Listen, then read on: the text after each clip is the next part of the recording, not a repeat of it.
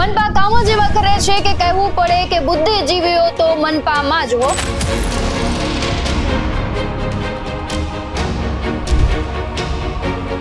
જલ્દી કામ પૂરું કર્યું અને સાહેબ આવ્યા પણ લોકાર્પણ ન કર્યું। મનપાના અધિકારીઓ અને કોન્ટ્રાક્ટરોની બુદ્ધિ ચરવા ગઈ છે કે શું? સ્ટ્રોંગ રૂમ નથી અને પાણીના નિકાલ માટે મોટર પણ નથી। જો અત્યારે ફૂલો આપણે ભ્રષ્ટાચાર દેખાઈ આવે છે। રાજકોટ મનપા બુદ્ધિનું પ્રદર્શન કરવાનો એક મોકો નથી છોડતી। મનપા કામો જેવા કરે છે કે કહેવું પડે કે બુદ્ધિજીવીઓ તો મનપામાં જ હો।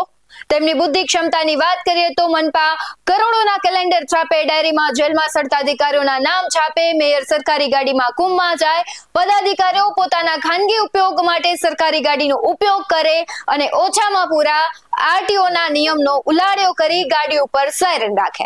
અને હવે એનાથી વધારે મોટું બુદ્ધિનું પ્રદર્શન કરવું છે અને તેની જ વાત કરવી છે।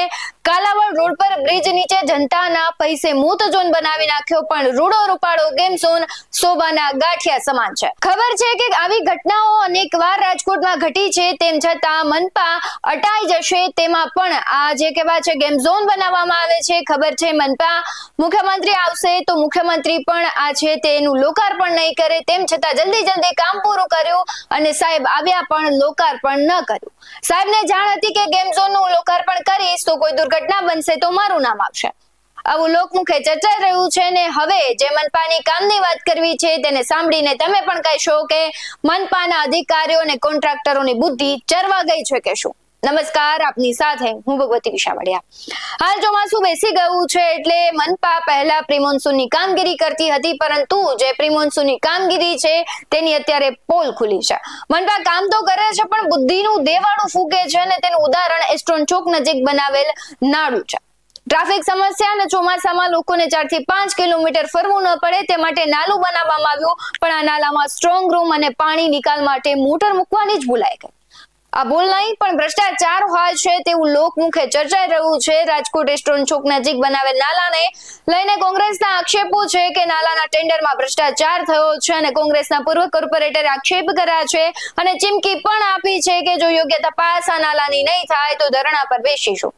શું કર્યા છે કોંગ્રેસના પૂર્વ કોર્પોરેટર ઘનશ્યામભાઈ, તેના પર નજર કરીએ। ખરેખર આ એસ્ટ્રોન ચોકનું નાલું છે, અહીંયા ટ્રાફિકની સમસ્યા હોવાથી એને ડાયવર્ટ કરવા માટે આ નવા ટેન્ડર કરેલું હતું અને જે નવા ટેન્ડરમાં જે નાલાનું 4 કરોડ ઉપરનું ટેન્ડર હતું કે એમાં સ્ટ્રોંગ રૂમ અને પાણીના નિકાલ માટે મોટર અને નાલાની વ્યવસ્થા કરવી। જે ટેન્ડરમાં આ લોકોની એટલી ક્ષતિ અને એટલી ભૂલ છે કે આપણા તજજ્ઞ એન્જિનિયરો દ્વારા જે અત્યારે ટેન્ડર કરવામાં આવેલું હતું પણ એ ટેન્ડરમાં એને સ્ટ્રોંગ રૂમ નથી અને પાણીના નિકાલ માટે મોટર પણ નથી।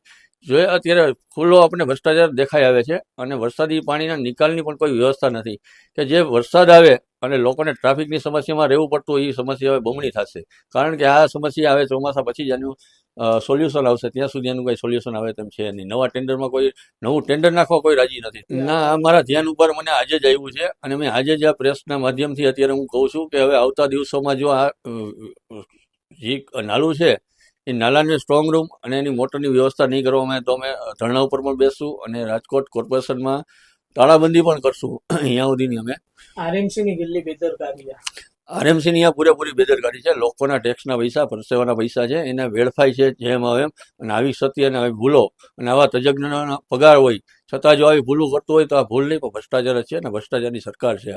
આ જે બેદરકારી કહીએ કે જે આરએમસી દ્વારા કરવામાં આવી છે તેનાથી લોકોને કેટલી હાલાકીનો સામનો એની હાલાકી આપણે એસ્ટ્રોન ચોકમાં દર વર્ષે ચોમાસામાં જોઈએ જ છે કે જે પાણી ભરાવાથી લોકો જે ટ્રાફિકમાં હેરાન થાય છે, ચાલુ વરસાદ હોય છે અને 5-5 કિલોમીટર ફરીને જવું પડશે। એના નિકાલ માટે આ નાલાની વ્યવસ્થા હતી પણ આ અત્યારે આપણે રાજકોટના કોર્પોરેશનના પદાધિકારીઓ અને એન્જિનિયરોની દ્વારા બમણી આપણે ટ્રાફિક સમસ્યામાંથી હવે પ્રસાર થવું પડશે। માર્ગ ઉપર જે નાલું બનાવવામાં આવ્યું છે તેમાં ઇશ્યુ છે પાણી નિકાલ માટેની જગ્યા નથી, હકીકત શું છે?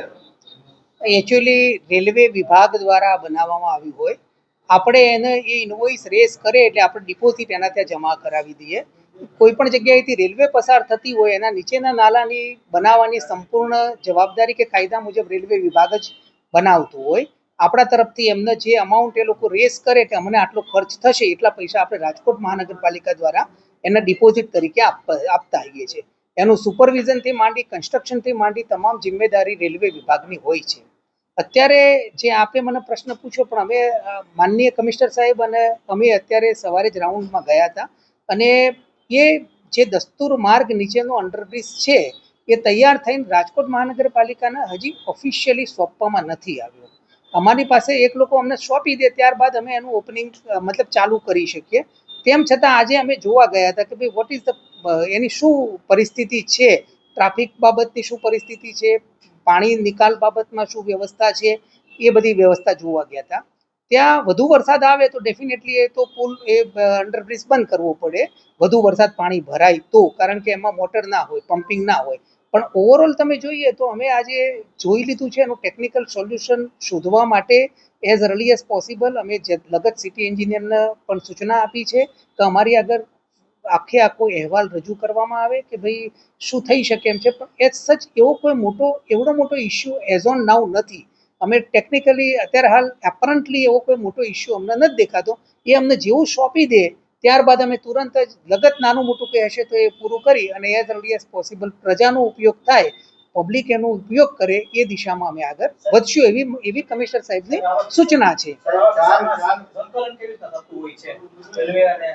હા, એટલે રેલવેનો અમારા સિટી એન્જિનિયર જે હોય છે એ એના જે અધિકારી હોય એમની સાથે સતત સંકલનમાં રહેતા હોય છે. જો આવશ્યકતા જણાય કોઈ ઇસ્યુ હોય તો માનનીય કમિશનર સાહેબના અધ્યક્ષ સ્થાને અથવા એ અલાઉ કરે તો મારા અધ્યક્ષ સ્થાને એક નાનકડી અમે મિટિંગ કરી સોલ્યુશન લાવતા આવીએ છીએ. પણ એઝ ઓન હજી એવો કોઈ અમારી પાસે આજે વાત કરી તો રાવલ સાહેબ છે એ જોઈ જ રહ્યા છે અને એઝ અર્લી એઝ પોસિબલ એનું સોલ્યુશન છે. કોઈ એવડો મોટો પ્રશ્ન નથી દેખાતો. એ જ મેં કહ્યું કે રેલવે અમને સોંપી દે ત્યાર પછી અમે તુરંત જ એઝ અર્લી એઝ પોસિબલ.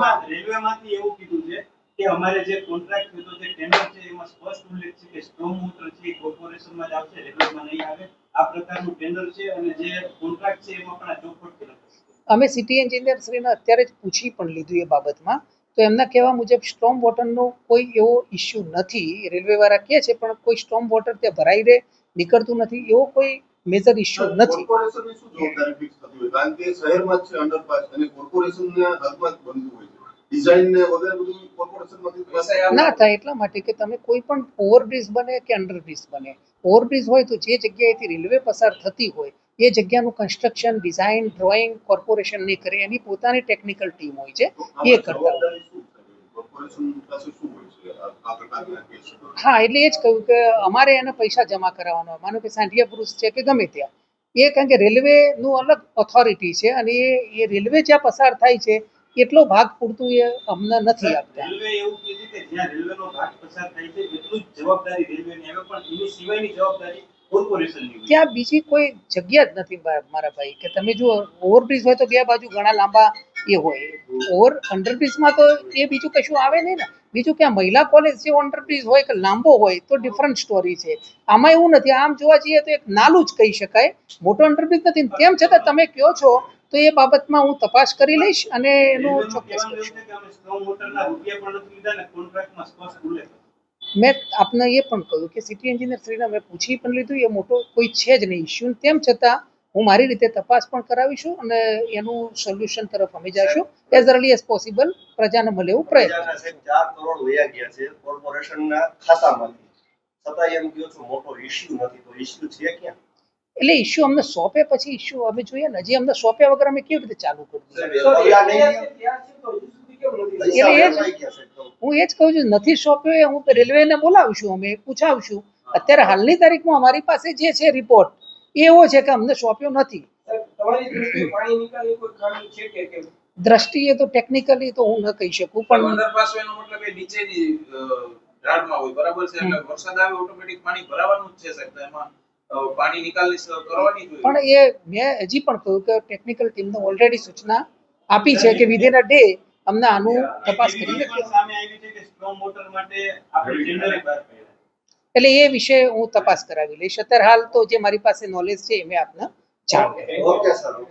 કોંગ્રેસના આક્ષેપો છે કે આ ભૂલ નથી, ભ્રષ્ટાચાર છે, ત્યારે હવે આ લોકોની બુદ્ધિનું માપ નીકળી ગયું કે આરએમસી સમસ્યાનું સમાધાન નહીં, આ તો સમસ્યા વધારી રહી છે. મનપા ક્યારે શું કરી રહી છે ખબર નથી પડતી. એક બાજુ સ્વર્ગસ્થ વિજયભાઈ રૂપાણી છે જે રાજકોટની વિકાસ કામોની ખૂબ મોટી ભેટ આપી ગયા અને અત્યારે સત્તાધીશો પોતાના ખિસ્સા કેમ ભરવા અને ભ્રષ્ટાચાર કેમ કરવો તે જ વિચારી રહ્યા છે અને તે લોકો સાબિત પણ કરી બતાવે છે કે જે કામો કરે છે એમાં કેટલો ભ્રષ્ટાચાર થાય છે. રાજકોટ વાસીઓ તમારું શું માનવું છે કમેન્ટ બોક્સમાં જરૂરથી જણાવજો. અને હા, આજે રિવરફ્રન્ટ છે તેને લઈને અમે તમારો અવાજ બની રહ્યા છે અને હજી પણ આગામી દિવસોમાં એ જે અમારી ઝુંબેશ છે તેમાં અમે અનેક પગલા લેવાના છે. તો તમે કમેન્ટ બોક્સમાં જરૂરથી જણાવજો કે મનપાની કામગીરી કેવી છે અને કેટલું ભ્રષ્ટાચાર થઈ રહ્યું છે. આવા જ વધુ અહેવાલો સાથે ફરી મળતા રહીશું. તમે અમારી યુટ્યુબ ચેનલને સબસ્ક્રાઇબ કરવાનું, અમને ફેસબુક અને ઇન્સ્ટાગ્રામ પર ફોલો કરવાનું ભૂલશો નહીં. બાકી નવી અપડેટ્સ મેળવવા માટે આપ જોતા રહો BS9 ન્યૂઝ. નમસ્કાર.